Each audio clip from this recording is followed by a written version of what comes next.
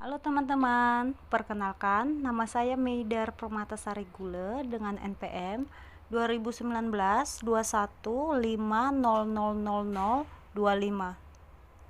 Di sini saya akan melanjutkan pembahasan dari teman saya yaitu periodisasi sastra angkatan 90-an. Sastra angkatan reformasi. Proses reformasi politik yang dimulai pada tahun 1998 banyak melatar belakangi kelahiran karya-karya sastra, puisi, cerpen, dan novel. Pada saat ini bahkan penyair-penyair yang semula jauh dari tema sosial politik seperti Sutarji Kalzon, Bahri, Ahmadun Yosi, Herfianda, Asep Zamzam, Nur, dan Hartono Beni Hidayat. Dengan media online, dunia sastra juga ikut meramaikan suasana dengan sajak-sajak sosial politik mereka praktik otoriter penuh kebebasan ekspresi dan pemikiran. Mengandung renungan religiusitas dan nuansa subfisik, menampilkan euforia menyuarakan hati nurani dan akal sehat untuk pencerahan kehidupan multidinasional. Taufik Ismail yang pernah terkenal sebagai tokoh sastra angkatan mengawalkan reformasi dengan bukunya antologi puisi Malu Aku Jadi Orang Indonesia oleh Rismawati MPD. Nomor 2 yaitu kesusastraan zaman modern. Di samping menampilkan sanjak-sanjak peduli bangsa atau istilah yang diusung Rubik Budaya Republika dan karya-karya reformasi yang anti penindasan, gandurung keadilan, berbahasa kebenaran atau sesuai Sumpah Rakyat 1998, muncul pula fenomena kesetaraan gender yang mengarahkan woman Lips sebagai tercermin dalam karya-karya Ayu Utami dari komunitas sastra atau teater Utan Kayu, Jena Mahesa. Pada tahun 1990-an atau angkatan reformasi, isi karya sastra sesuai situasi reformasi. Yang kedua, bertema sosial politik, romantik, naturalis, produktivitas, karya sastra lebih marak lagi seperti puisi, cerpen, dan novel. Yang ketiga yaitu disebut angkatan reformasi tahun 1998 merupakan puncak dari angkatan 1990-an. Banyak munculnya sastrawan baru yang membawa angin baru dalam kesusastraan Indonesia. Contohnya Ayu Utami yang muncul di akhir 90-an dengan karyanya Saman, sebuah fragmen dari cerita Laila Tak Mampir di New York. Yang keempat yaitu seorang sastrawan atas nama Justin Ayah Utami, lahir di Bogor 21 November 1968, pendidikan di Fakultas Sastra UI 37. Ini juga pernah menjadi wartawan di majalah Humor, Matra Forum Keadilan, tak lama penutur Tempo, editor dan Detik di masa Orde Baru. Dia ikut mendirikan pemberdaraan, kini ia bekerja di Jurnal Kebudayaan Kalam dan di Teater Utan.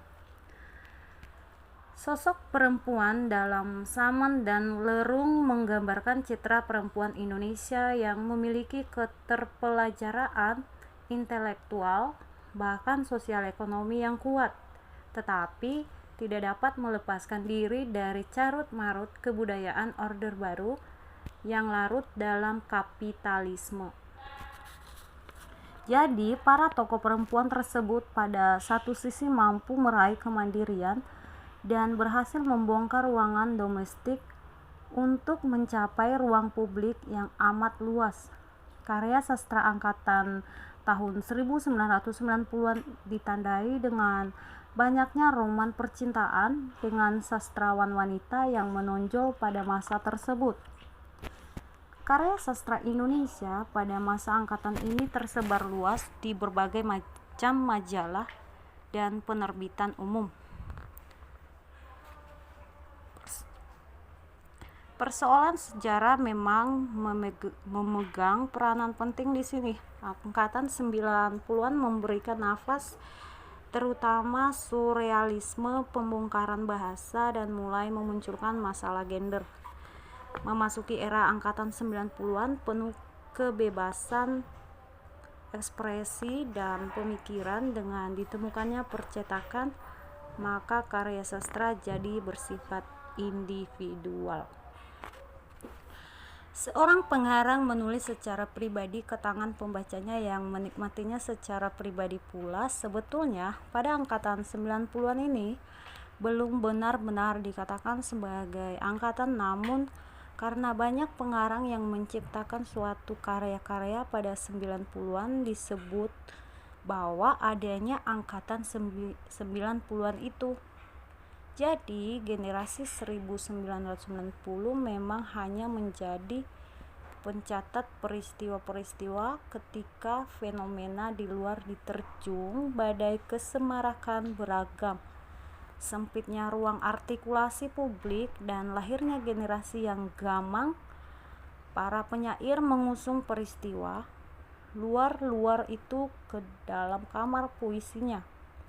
Maka sangat tidak mungkin menciptakan sebuah angkatan tanpa adanya perambahan estetika dari sebuah generasi yang selalu mengklaim dirinya menjaga wilayah kata-kata. Masa pemampaman mulai mewadai kehidupan sastra tahun 1998 dengan alasan pada masa itu terjadi pemapaman berbagai aspek kehidupan sosial, ekonomi, politik, pers, dan pendidikan yang dampaknya tampak pada bidang sastra. Pada masa itu, ilmu sastra Indonesia tampak semakin mapan di Fakultas Sastra. Yang ketiga yaitu ciri-ciri angkatan 90-an. Salah satu ciri-ciri angkatan 90-an ini yaitu satu, kecenderungan dominan dari penyairnya yaitu lebih menyodorkan unsur estetika, diantaranya kerumunan tema-tema sosial yang menghinggapi generasi penyair 90-an.